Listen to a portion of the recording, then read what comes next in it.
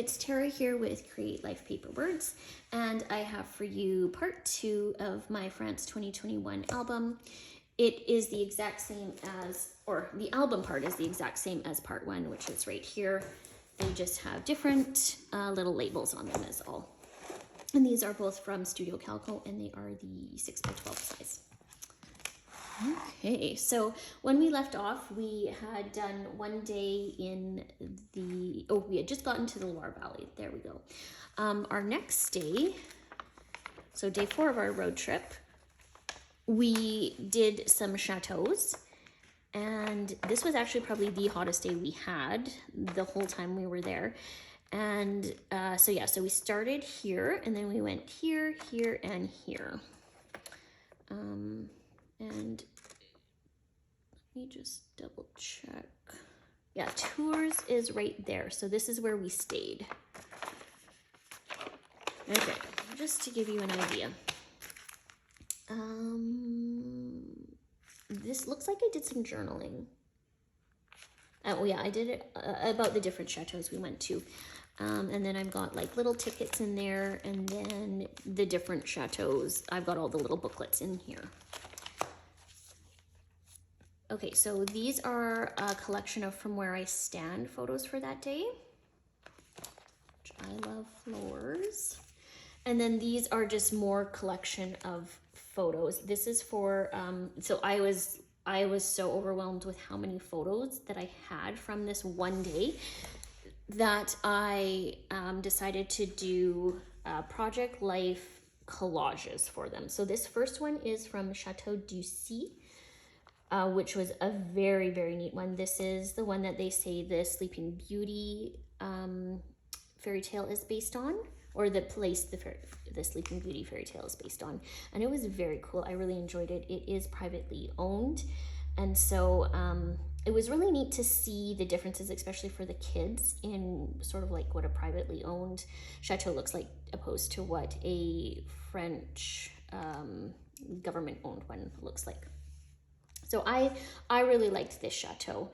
It had a really gorgeous, right there, chapel with some really amazing, like old trees. They were really neat. The next one we went to was Chateau d'Azay-le-Rideau. I apologize for butchering that. They had a fantastic garden. We really loved the garden. It was really neat too. There was a big moat that surrounded it, and it was right in the center of Azay-le-Rideau. And then this one was Villandry, and again, amazing gardens. The chateau wasn't as impressive, but the gardens were so cool. They had a maze in it as well that the kids really enjoyed. They grew like grapes, and they grew a whole bunch of different, they had different styles of gardens. They had like, if I remember correctly, they have like a spring, summer, winter, and fall garden. Yeah, it was great. It was neat. Aubrey really enjoyed taking photos there. And then we decided to go for a really nice supper. That's what I wanted to do. I want to go for a really nice supper Thursday night. And we actually ate at the hotel, and it was delicious. So this is, we're on week 4 of our trip. Yeah, we're on about week 4 of our trip. We've got 2 weeks left. My husband, we kept saying like, you should come.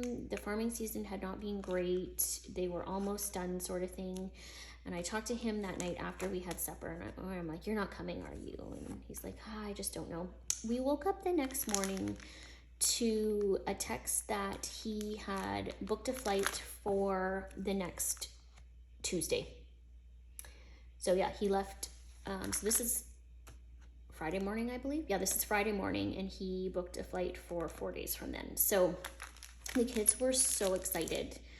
So excited to hear that. This is photos by Aubrey, Rhett, and Emmy. As I was getting the room packed up and stuff brought down, I told them to go take the phone and go take some photos from around, just so that they would get out of my hair and I could finish getting done what I needed to do. And I put them into a little book for them. That later that day, so packed up and continued our road trip, we decided to go to Bordeaux. We had really enjoyed it when we visited that one day with my sister, so we decided to spend the weekend there. And we got in, we were at this cute little hotel that was downtown, like a little boutique hotel, and they were fantastic because the one gentleman, he spoke English and he was on the entire weekend, so that was really helpful. He helped me book a reservation. He gave me some suggestions on where to eat. It was fantastic and just very, very, very helpful. When my parents went over a few months later, I actually suggested that hotel for them as well. Yeah, and I think they enjoyed it as well. So we went to a seafood restaurant because I really wanted seafood, and I had mussels, and Aubrey actually tried them and enjoyed them as well. So I felt like she was 12 at this time, and I felt like this was a really important trip for her where she got to have a really different experience, and like she got to try new things and she wanted to try new things. So that was really fun. The next day, day 6, yeah, this is day 6, we just wandered around Bordeaux and we loved it. We got metro tickets. Well, I guess it's not called the metro. We got tram tickets. We did breakfast. We went to the Lego store because they still had a little bit of money left. And then after the Lego store, we dropped it off back at our hotel. We're having fun figuring out the tram system. We found a little pastry shop where we grabbed a croissant. We went to the Museum de Bordeaux, which was really cool. It's like a natural history museum, and the kids, again, they really enjoyed it. We may have gotten a couple more pastries and sat on the little green area with a really neat fountain to eat them. And then we actually became smack dab in the middle of a French protest, which was interesting. I have a video of it where we are just waiting for the tram, and the protest followed the tram, the one line, and so all the trams were shut down. And so we were just, patiently waiting, and we did not realize that this protest was coming down the tram tracks. And so the kids were like, what is this? What is going on? And I was like, okay, it's okay. Just hold hands. You'll be fine. It's not a problem. But they didn't really know what it was. So, and then we went to the Cap Sciences, and this is where the science center we had gone to in book 1. And we did the disgusting food exhibit.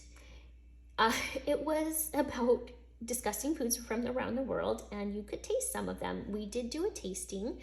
I tried all but one. The funny thing was that, so it was really great because we were the only English-speaking ones there, and the museum employee who was there, he spoke both English and French. So he would do it in French and then he'd do it in English for us. So that was really, really nice.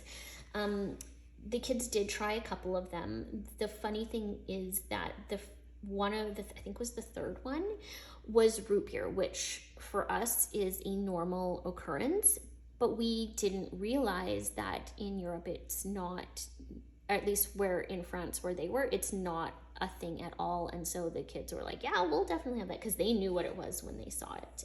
So they thought that was really funny, and they're like, what, people think this is a disgusting food? It was again one of those neat moments for them to have that like eye-opening experience.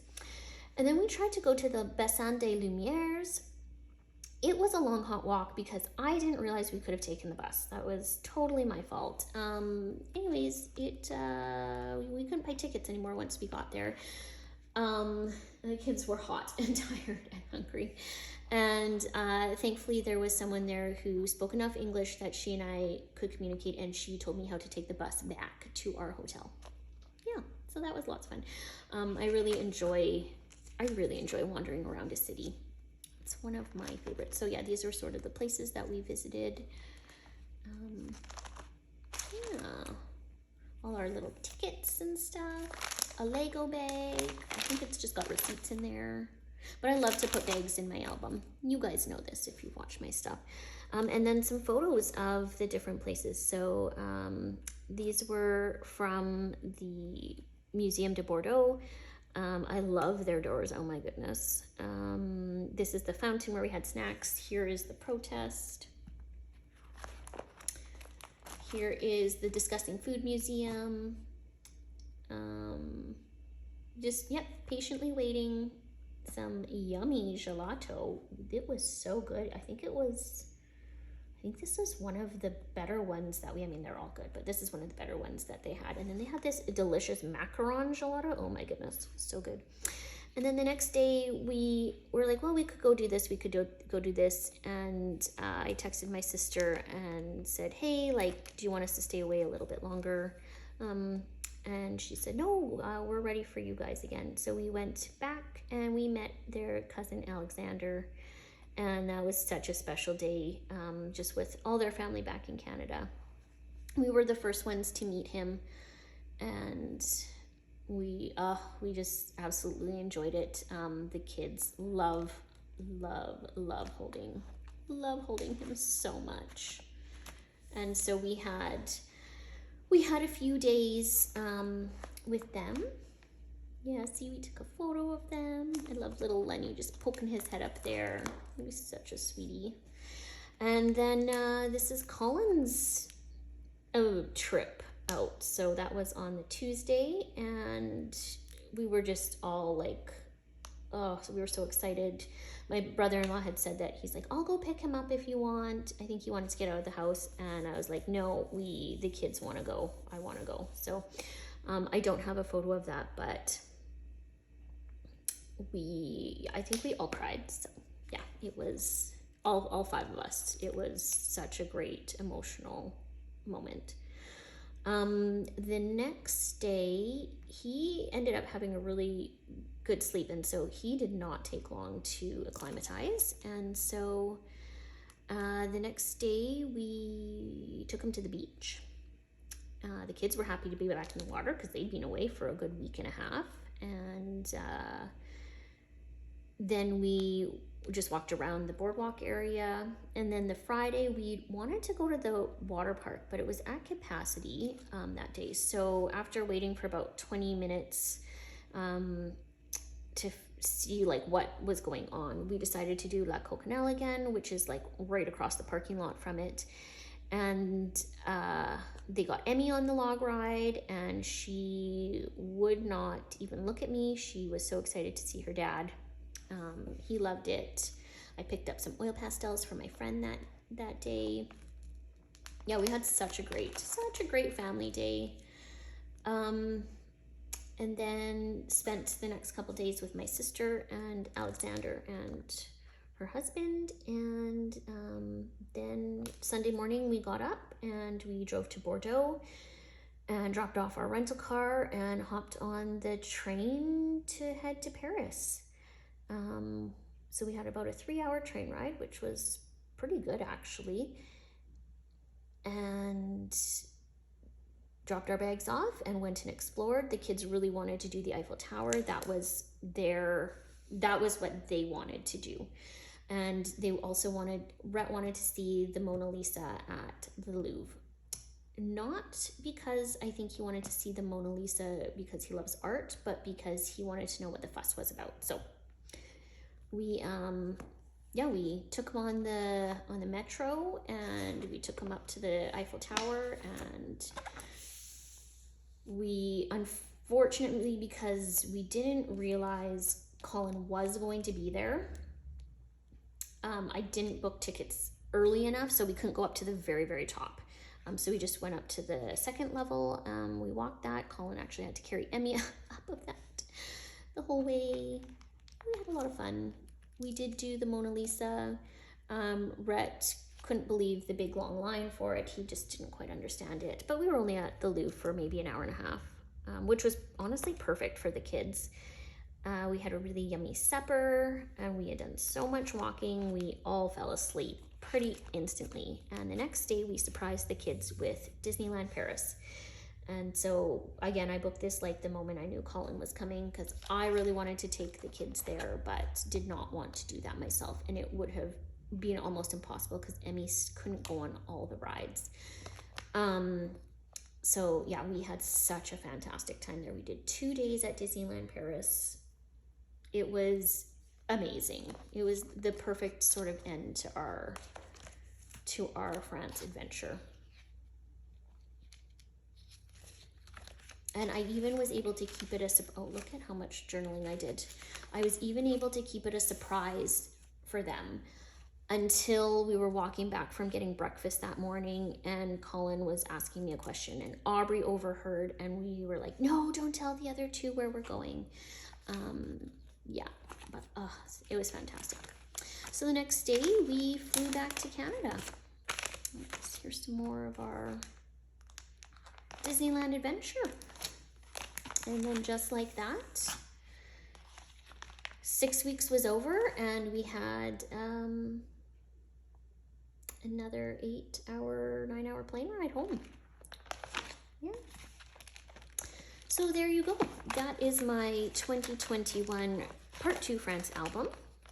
Thank you so much for joining me in this. If you have enjoyed this travel album series, I do have a lot of other travel albums. Most of them are in the 6x8 size. Just these French ones were in a bigger size. The 9x12 and then the 6x12. I did really like the 6x12. I think if I'd done a 9x12 for it, I could have fit it into one album, but I didn't have a 9x12 that I could put them in, so decided to go with the 6x12. Oop. If you have any questions, feel free to ask. The supplies are pretty much just random supplies, I believe, that I've had. Studio Calico, Allen Edwards, that kind of stuff. As you can see, there's not a ton of like scrapbook supplies used, maybe just like some puffy stickers and chipboard and that kind of stuff. But yeah, if you do have any questions on anything, I will do my best to track down what I used. Thank you for watching again. I hope you will subscribe and take a look at the rest of my playlists. Bye guys.